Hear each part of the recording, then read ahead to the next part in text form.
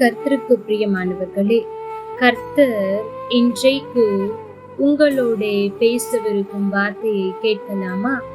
ரோமர் 2 அதிகாரம் 24 தேவனுடைய நாமம் புற ஜாதிகளுக்குள்ளே உங்கள் மூலமாய் தூஷிக்கப்படுகிறதே. தேவ ஜனமே, இன்றைக்கும் ஆண்டவர் மிகவும் வேதனையோடு தான் இந்த காரியத்தை நம்மோடு கூட பேசிக் கொண்டிருக்கிறார்.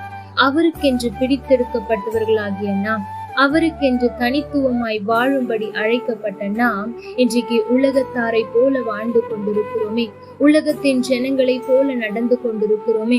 அதை பார்க்கிற தேவன் வேதனையோடு சொல்லுகிறார், என் அன்பு மகளே, என் அன்பு மகனே, நீ செய்கிற இந்த காரியம், நீ செய்கிற இந்த நடவடிக்கைகள் புற ஜாதிகளிடத்தில் என் நாமம் தூஷிக்கப்பட காரணமாயிருக்கிறதே. நீ மனம் திரும்ப மாட்டாயா என்று அங்கலாய்க்கிறார். தேவச்சனமே, இந்த வேத பகுதியில் எப்படி அவர்கள் நடந்ததினால் ஆண்டவருடைய நாமம் தூஷிக்கப்பட்டது என்று தெரியுமா? அதாவது போதிக்கிறவர்கள் போதிப்பது ஒன்றாயிருந்தது, அவர்கள் நடந்து கொள்வது ஒன்றாயிருந்தது. அதாவது நீ களவு செய்யக்கூடாது, விபச்சாரம் செய்யக்கூடாது, பொய் சொல்லக்கூடாது என்று போதித்தார்கள். ஆனால் அதன்படி செய்யவில்லை என்று அங்கலாய்க்கிறார்கள். அப்படி போதித்து விட்டு நடக்காதவர்களை பார்க்கிற புறஜாதியார், இவர்கள் பேசுவது மட்டும்தான், இவர்கள் செயலில் காண்பிக்கவில்லை, இவர்கள் பேச்சு மாத்திரம்தான் இருக்கிறது என்று என்னை தூஷிக்கிறார்களே என்று ஆண்டவர் அங்கலாய்க்கிற வார்த்தை தான் இது. தேவ ஜனமே, இன்றைக்கும் நாம் வேதத்தை எவ்வளவோ தியானிக்கிறோம், எவ்வளவோ வசனங்களை கேட்கிறோம், எவ்வளவோ செய்திகளை கேட்கிறோம். ஆனால் எப்படி நாம் இருக்கிறோம்? கேட்டுவிட்டு அப்படியே இருந்து விடுகிறோமா அல்லது அதன்படி செய்கிறோமா என்பதை சிந்தித்து பாருங்கள். வேதம் நமக்கு அநேக காரியங்களை சொல்லிக் கொடுக்கிறதே. பொய் சொல்லாதே, உண்மையாயிரு, களவு செய்யாதே, பெற்றோரை ஏமாற்றாதே என்று அநேக காரியங்கள். ஆனால் நாம் எவ்வளவு ஆண்டவருக்கு பிரியமில்லாததை செய்கிறோம் என்பதை பாருங்கள். சின்ன சின்ன காரியத்தில் கூட உண்மை இல்லாமல் போய் பேசுகிறோமே. அப்படி நாம் பேசும்போது ஆண்டவருடைய நாமம் தானே புறஜாதிகளுக்குள்ளே தூஷிக்கப்படுகிறது. இதையெல்லாம் மாற்றிக்கொள்ள பிரயாசப்படுங்கள். தேவ ஜனமே, தேவனுடைய ராஜ்யம் பேச்சிலே அல்ல செயலிலே உண்டாயிருக்கிறது என்று வேதம் சொல்லுகிறது.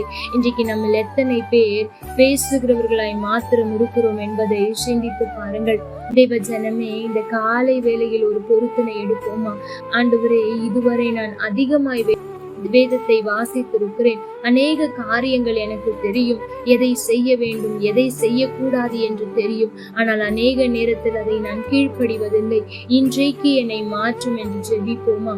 அது மாத்திரமல்ல, ஆண்டவரே, மற்றவர்களுக்கு நான் அநேக காரியங்களை சொல்லிக் கொடுக்கிறேன். பெற்றோருக்கு கீழ்ப்படியுங்கள், இப்படியாய் ஜெபியுங்கள், பொய் சொல்லாதிருங்கள் என்று நாங்கள் சொல்லிக் கொடுக்கிறோம். ஆனால் அதை நாங்களே கீழ்ப்படுகிறதில்லையே. இப்படிப்பட்ட காரியங்கள் எங்களுக்கு தூரமாகட்டும். நாங்கள் எதை சொல்லுகிறோமோ, எதை பிரசங்கிக்கிறோமோ அதை மாத்திரம் செய்கிறவர்களாய் எங்களை மாற்றும் என்று நாம் ஜெபிக்கும் போது நிச்சயம் அவர் நமக்கு உதவி செய்வார். தேவ பிள்ளைகளே, இன்றைக்கு அதிகமாய் ஜெபியுங்கள். எதற்காக தெரியுமா?